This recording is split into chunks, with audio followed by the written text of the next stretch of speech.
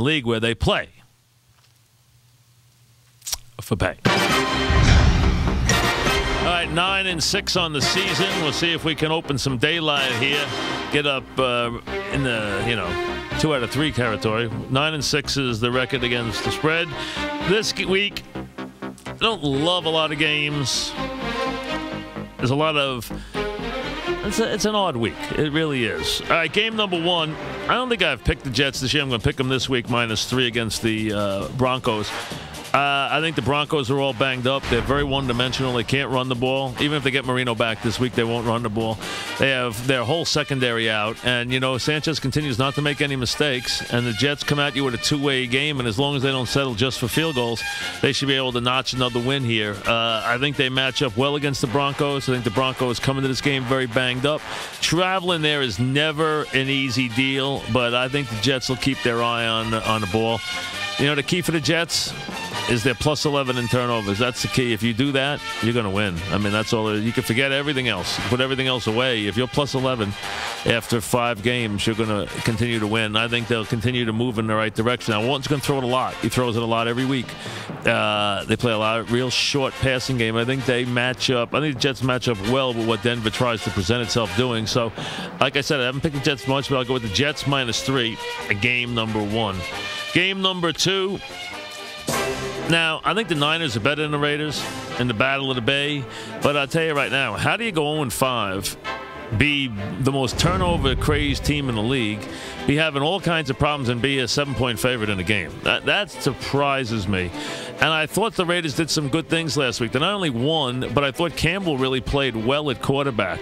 Now, Smith has continued to make a zillion mistakes. He's got 9 interceptions this year. I know he picked it up a little in the fourth quarter. And San Francisco might win this game. But winning it at 0-5 by more than a touchdown, I don't see it.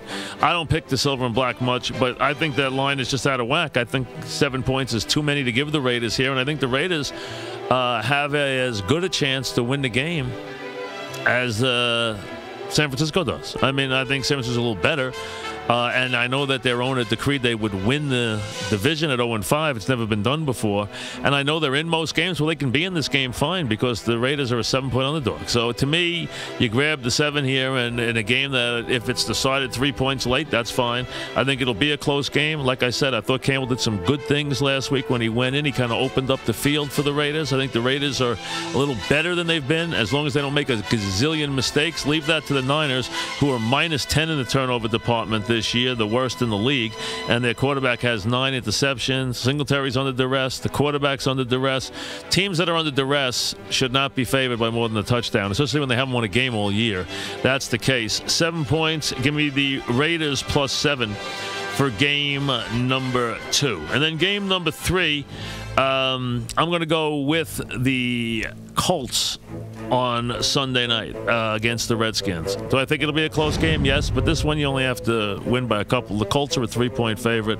I think they, on national TV, will get the job done. Now, I think Washington's defense is not a good matchup for what the Colts do. I think they are not well suited personnel-wise to take on this Colt team.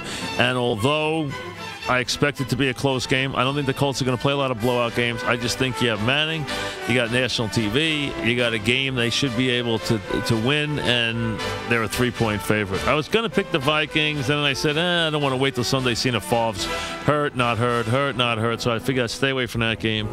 And go with the Colts -3. So it's not a great week where you look at the games and they jump off the board. Give me the Jets -3, the Raiders +7, and the Colts -3. The picks for week 6 on the Fan.